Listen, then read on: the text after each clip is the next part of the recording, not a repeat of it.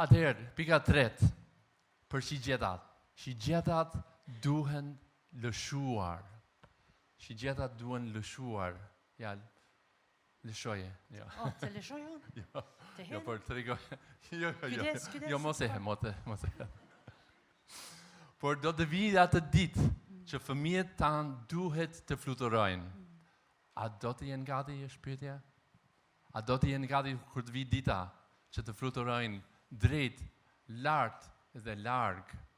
Kjo është puna e prindërimit. Të jenë gati atë ditë. Edhe ne të jemi gati të lëshojmë ata. Të mos t'i mbajmë, jo, prit, edhe pak, edhe një vit, edhe... Jo. Mendoj që jetë çmendur. Unë nuk mendoj që fëmijët kur bëhen gati. Ata duhet të rinë me mamin, sepse kanë nevojë për mamin. Apo jo? Ata nuk jeton do të jetën pa mua.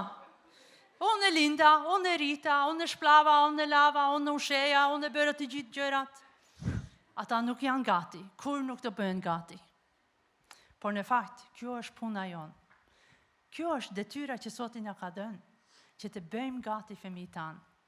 Është gabim në qoftë se ne nuk e lëshojmë ata. Sepse si zogu është lindur për të fluturuar. Edhe shigjeta është bërë për të fluturuar. Është shumë e vështirë. Është shumë e vështirë, do shta edhe me shumë për neve mamat, sepse ne mendojmë që ne jemi shumë të mira, apo jo? Po, pa tjetër. Por, Gjan. Por në fakt, lëshimi është pjesë e dashurisë. Është një shenjë e dashurisë kur ne lëshojmë fëmijët tanë. Kur ne japim atyre çik më shumë liri. Kur ne e dorësojmë ata në duart e Perëndis. Kur ne nuk bëhemi perëndi për ata, sepse do shta kjo do njerë mund të jetë sfida jonë. Ne duam që fëmijët të shkojnë tek Perëndia, të kërkojnë Perëndin, të jenë të varur nga Perëndia, jo nga mamin edhe nga babit. A ke pregatitur fëmijët të tu? Unë nuk ju shikoj sepse është errësirë atje, por nuk e di. Pyetja ime është, a ke mësuar ti fëmijët të pastrojnë enet, të lanë robat, të shkuqin një vesë, të pastrojnë domen, të bëjnë ato gjërat që do të duhen në jetë. Po ka një hotel me 5 yje, janë shumë të rahatshme, s'ka nevojë. Po, ka room service. Apo jo? Ka room service edhe ka ato shërbatorin private atje. Ka dhe alarm në mëngjes. Po, në fakt, ne duhet të lëshojmë fëmijët. Ne duam të ndihmojmë ata të bëhen të pavarur, edhe në qoftë se na duket e pamundur. Edhe çunat kanë mundësi të mësojnë këto gjë. Ne kemi detyruar fëmijët tanë të marrin pjesë. Unë kam thënë gjithkohës që me vjen keq, por shtëpia jo nuk është hotel. Në qoftë se do gjë, shkoj gjeje vetë.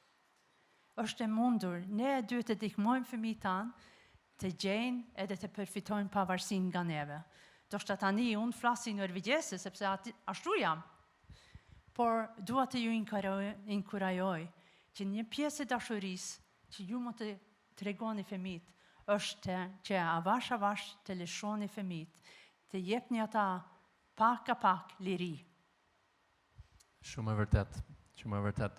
Edhe ka një pyetje brenda çdo adoleshent, brenda zemrës, brenda mendjes së tyre, dhe pyetja është kjo.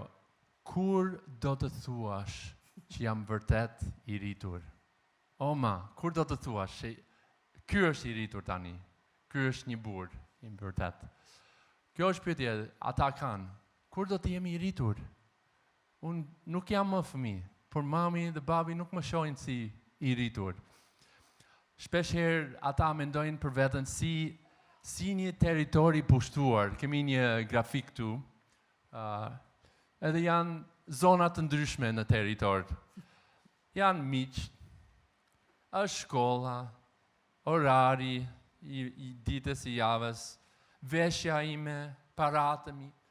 Edhe duket sikur nuk janë të mijat, ka një forcë të jashtme që ka pushtuar jetë edhe kontrollon, edhe nuk jam një vend I çliruar, por puna e prindërimit në këtë fazë është të avash në mënyrë graduale, sistematike, në mënyrë të kontrolluar dhe të rregullt, të japim liri edhe përgjegjësi gjithmonë më shumë në shumë më të madh, në masë më të madh. Mund të jetë e frikshme, mund të jetë e vështirë, mund të bëjmë gabime. Jo. Fëmijët tanë s'kan bërë gabime. Por edhe ne? Jo, edhe ne mund të bëjmë gabime. Po, në fakt. Por ata kanë nevojë në fakt të mos kenë nevojë gjithmonë për ne. Edhe të hartë të ndryshojë, edhe pak nga pak ne tërheqim forcat tona, sepse tundimi është të ndihmojmë ata sa më shumë, që të mos lejojmë ata të rrezikojnë, të bëjnë gabime, të dështojnë, edhe thonë, jo, e bëj unë. Jo, mos bëj ashtu. Gjithmonë me këshilla, gjithmonë dëhym, edhe nuk e lejojmë ata të provojnë vetë. Duhet të japim liri, por edhe të qëndrojmë pranë tyre në këtë kohë. Është shumë e rëndësishme. Shigjetat janë krijuar për të fluturuar, duhet t'i lëshojmë.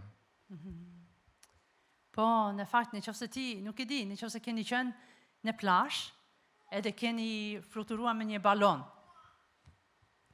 Baloni nuk fluturon nëse ri këtu, apo jo? Pse? Sepse ajri nuk e merr, apo jo? Ne duhet të lëshojmë, duhet të hedhim lart. Ashtu është edhe me fëmijët, ose nuk e hedhim fëmijët lart, por duhet të lëshojmë ata avash. Duhet të lëshojmë ato filin, që të shkojnë çik më lart, patjetër të bëjnë gabime. Por le të mësojmë së bashku nga gabimet. Mos shpëtojmë ata gjithmonë nga pasojat e gabimet e tyre, sepse si do të mësojnë? Nëse ne gjithmonë rregullojmë gjërat. Jo, ne duhet të lejojmë ata që edhe të ketë timbje, të kuptojnë që, e bëra këto gabim, herën tjetër do shta do bëj çik ndryshe. Por nëse mami e rregulloi çdo gjë, s'kam nevojë të mësoj, apo jo, sepse mami është shoqja ime më e ngushtë, shumë e mirë, ajo. Me ndihmon gjithmonë. Jo, duhet të mësojmë, duhet të ecim së bashku. Duhet të lejmë balonin të fluturojë me vërtet, por ndoshta nuk është koha akoma për të lëshoj fare. Jo, gjithmonë kemi pak influencë, por era edhe fryn. Por ne do të japim edhe këshilla, do të inkurajojmë ata, do të ngushëllojmë ata, patjetër.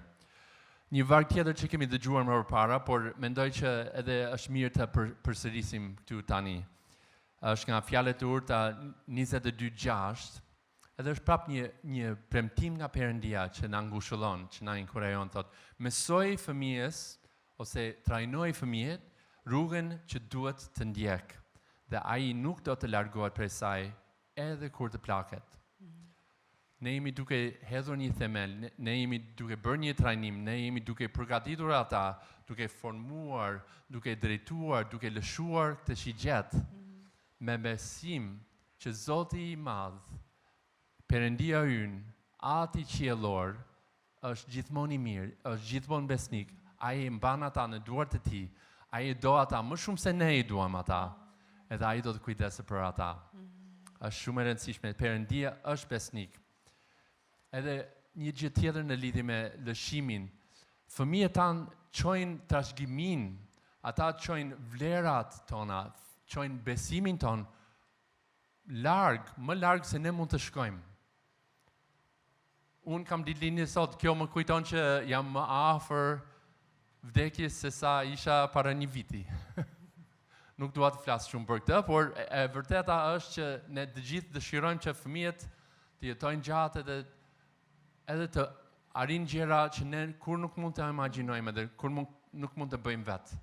Fëmijët kanë një destinacion fantastike, edhe ne duam që ata të arrijnë potencialin e tyre. Prindërimi është projektuar të jetë një punë frymëror, që ka ndikim brez pas brezit. Jo vetëm gjatë jetës tonë, por në shumë brezat pas nesh. Edhe në fakt është sfidë për ne të gjithë. Sfida është që unë nuk mund të jap ato që nuk kam, apo jo.